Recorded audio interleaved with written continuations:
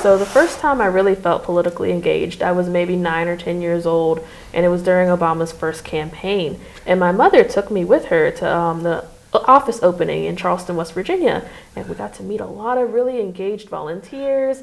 They were really happy to see such a young kid there. They gave us signs, goodies, like buttons, stickers. It was just a lot of fun. And it's like, okay, this guy seems all right. He's here to help us. All of his volunteers seem to really like me, and I'm just a kid. So, like, what does this mean for the future of the country if he's running for president? And I was all in from that point on. I mean, I remember growing up, we watched a lot of TV. And, you know, my parents weren't big on the cartoons. Me and my brother were, but, like, they're like, okay, so this has to come off at some point. And so they turn on the news. And anytime George W. Bush did something, it was on. And it was like, me and my little brother were, like, in elementary school. We're like, yeah, we hate George Bush. Like, he sucks. Like, this vehement, like, dislike of a man was, like, already instilled in us from a young age. And some people might say that's indoctrination, but it's like, no. My mom works at the post office. This guy is screwing up the post office, and that's directly affecting my family. So I have a reason to be pissed, even though I'm only like 8, 9, 10 years old. So since then, as we both know, a lot has happened in politics, and I think you've stayed pretty much engaged to all of that. And now you're with Rural Ground Game. Yeah, so Rural Ground Game is a group of some really scrappy, dedicated folks who have banded together to fight for rural communities that have been left behind by traditional democratic politics. So a lot of the work we do includes outreach to like districts such as like in Virginia's upcoming House of Delegates elections. Not all of the districts are going to receive the same attention. And you know, that is okay. We know where the battlegrounds are. We know where the districts where we can absolutely win are, and we do need to focus our attentions there. But we can't leave the other districts behind, because by leaving those districts behind, you're basically telling those people that A, they don't matter, and B, we don't need your votes ever. When you do things like that, it results in things like 2021's catastrophic loss, where we saw Glenn Youngkin rise to power, and it's because he ran up the margins in rural areas because we just weren't out there campaigning, and people stayed home. It's just this, it's a numbers game, essentially, if you want to be really pragmatic about it. But if you really want to speak to the soul of like the nation and talk about people like they are people, we have to remember these are human beings that we're leaving behind. We need to work for them. We need to fight for them, and we need to show up for them. And so that's why I work with Rural Ground Game, because they're awesome at that. Yes, and the thing about ballots is they go two ways. A lot of times the focus is just on, you look at the candidate at the top of the ballot, what impact might they have? But in a lot of cases, it's that down ballot candidate who inspires people to come out and vote and helps the candidate at the top of the ballot. And that would be true either way you look at it in Virginia. You go to a blue county and you want to have Republican candidates there if that's who you're voting for. And in the Republican counties, you want to have Democratic candidates. I mean, we see it every day. I mean, people are more inclined to vote for, let's say, Abigail Spanberger coming up, if they say, oh, that's my dentist. My dentist is running for office and he's running on a ticket with her. It's like, okay, well, you know what? I'm coming out for my dentist. Might as well check out the person that's running on the same, under the same party. And so people do that. It matters a lot, especially out here. And Rural Ground Game is doing a lot to hear people's stories. How's that activity working? So with the Storyteller Project, what we aim to do is to take the stories of real people, our neighbors, our friends, our coworkers, people like that, talk to them, really hear what they have to say about the current state of the country, and not only what they have to say about the current state of the country, but how the current state of the country affects them, their families, and their lives. We're going to film those conversations. Once we film those conversations, we take them and we turn them into 30 to 90-second ads that we can use to uplift candidates who are on the ballot, increase Democratic vote share, and really tell people, we're here, we're listening, and we want to fight for you. So do you find some people want to tell you their story, but they don't want to do it on camera? Does that come up sometimes? On occasion. Yeah. And I'm always happy to listen, and so are our volunteers. But the main goal of this project is to get that material. Sure. But it's also important to create space in communities for people to tell their stories. I know people have put together no mic, open mic. It's a chance for people to tell stories, but it's not going to be recorded and all that. But either way, want to get the stories out. And this is particularly a tough time politically because of the immediate threat to a lot of people who are called undocumented. Their story needs to be heard. Yes. There's so much about their story that needs to be heard, But it's very understandable that they would have a reluctance to take a high profile on telling that story. Right. So being able to reach out to like advocates and find ways to like get their story. I mean, get the story of the immigrants out. That's in the plans. Yeah. So right now we're kind of in our little fledgling stages for this Sure. year. We have a lot of material from last year that was very much in the context of the presidential election. Going into the fall races this year, we're going to be looking at talking to advocates, talking to people in the communities that will be affected. We don't want anyone to be harmed. We don't Right. want anyone to be directly targeted because of this work. And so we're being very careful about how we Right. go about taking these interviews. Right. So are you hopeful about democracy Cautiously. in America? Cautiously hopeful? Cautiously hopeful. It very much depends on if we have the courage to meet this moment with the energy that it requires, and not only the energy, but the courage. Right. I'm very cautiously hopeful about that. We've got some good people out here fighting for us right now, Right. but we need to ensure that we're amplifying their voices and amplifying their battle, because they can't do it alone. So we Right. all need to stand together. We all need to speak out.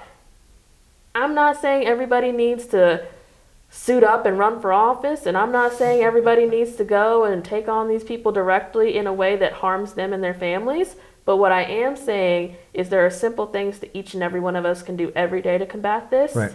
Such as, I mean, even just voting. I know. I know it sounds cliche to like, oh yeah, go out and vote. Voting's the solution. Voting's not the solution. It's not the only solution. It is a tool in Right. our toolkit of ways to combat the fascism at the top of the federal government. Other ways that people can do things are not to obey in advance. Right. Don't sit here and say, oh, well, Donald Trump's probably going to ban this, so I might as well not even try. No, we're not doing that. Right. Things like that. I mean, just supporting teachers. Going out of your way to say, hey, I think you're doing a great job today teaching my kids. How can I support you? That's a way to combat fascism. Other ways is just looking out for your immigrant neighbors, making sure they have everything they need. A big one that shouldn't have to be said is don't report people to the ICE tip line. That's Right. when people wonder, what would I have done in Nazi Germany? What you would have done is what you're doing right now today. Yeah. Don't sit here 40 years from now saying, oh, well, you know, it was a different time and this and that, Right. and we didn't I have had the no contacts. Yeah. It's like you You always- absolutely you had always a choice. have a choice. You always have a choice. And the more sort of status you have, the more choices you have. You do. You do. And some people have a lot of status. Yeah, and just to flip back to voting for a second, it's even when we have high turnout, what they call high turnout years, there's still large numbers of people that don't vote. Yes. And sometimes there's an issue in Virginia about people being disqualified from voting, and we have a constitutional amendment hopefully coming up to make that a thing of the past. Mm-hmm. But even when you account for that, there's just people that just don't make the effort. Yeah, and I mean, I can't really fault them. Government isn't working for everybody. It Right. hasn't worked for everybody in the past. I know what Trump is doing now is catastrophic to our government. It's awful. Right. But I'm not saying, you know what, before Trump everything was peachy keen, because it wasn't. A lot of those people are Right. feeling quite abandoned, and they don't see the utility in taking time out of their busy days. They're working 2 or 3 jobs. They've got elderly parents to care for, Right. or very young children. They've got a lot on their plate. A lot of people are facing homelessness, addiction. All of these societal things that Right. are going on are very real for folks. And to say, well, I just spent $250,000 trying to earn the votes of people in this district, and you didn't even bother to vote for me. It's like, I'm trying to live on $25,000 a year Right. with 6 kids. Like, can you cut me some slack here? So we need to ensure that when you ask people for their vote, you have the ability to back up what you're promising them, to say, you know what, I know your life is hard. Here's how I'm going to make it easier. Right. And have a plan to do so. And then when elected, actually put your money where your mouth is and do that. Because that's the problem. People have said these things time and time before, and then they haven't done it. And they always have some kind of excuse like, oh, Republicans blocked this, or my colleagues just didn't have enough votes in the House to do that. And it's like, then stop promising these things. People Right. aren't going to vote for you when they see time and time again that you failed to deliver. I mean, there was the slogan, Dems deliver. And it's like, on paper, But when it comes to implementation, Right. not so much. So if people want to engage with rural ground game, how can they do that? There's several ways, actually. So we have our website, ruralgroundgame.org. It has all of our information, ways to connect with us, email addresses. Shoot me an email if you want to. It's just Jade, Jade, at ruralgroundgame.org. That's my direct line. I'm happy to talk with anybody. Other ways to engage, come to our events. If you have a story you want to tell, reach out to me and we can set up a time and I'll come interview you. I would love to. That would be phenomenal. You can donate. That helps us get our work out there to more people and turn those videos into ads. As I said, ads are very expensive. Yes. That's one of our big projects this year. And other ways to just get involved, I mean, look out for us. We've got billboards coming everybody's way. That's So right. if you see a bright red billboard with a chainsaw, that's us. That's right. I meant to say, so this is, how many election years has Rural Ground Game been operating? So Rural Ground Game was founded in 2019. Okay. And so, no. So there've been billboards now a few of these times, Yes. I think. So Yes. that's the best way to be visible. Mm-hmm. You know it's them. So does your engagement with them lean you toward feeling hopeful? Yes. Okay. Yes. So it's basically you feel like you're reminded that there are some good people and people show up. And People show up when we show up. And, working together with all the people that show up leads to good results.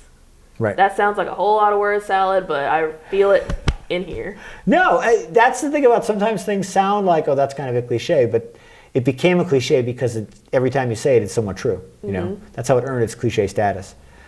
So I was at the National Academy of Sciences a couple years ago, and they had an exhibit. This kind of thing is be totally banned now under Trump, but it was poetry and science. And Dorian Lau, who's a poet, I want to sort of share part of it. She says, "I shall not lament the human, not yet. There is something more to come. Our heart's a gold mine not yet plumbed, an uncharted sea. Nothing is gone forever." Now my phone is acting up. "If we came from dust and we return to dust, then we can find our way into anything. What we are capable of is not yet known, and I praise us now in advance." That's beautiful. And I find that very inspiring, particularly in these times. And so I try to remember that really anything is possible, and to keep praising people in advance. It's a beautiful sentiment, and I wholly agree. All right. And thank you for all you're doing to make it a better Commonwealth. Well, thank you for everything you're doing.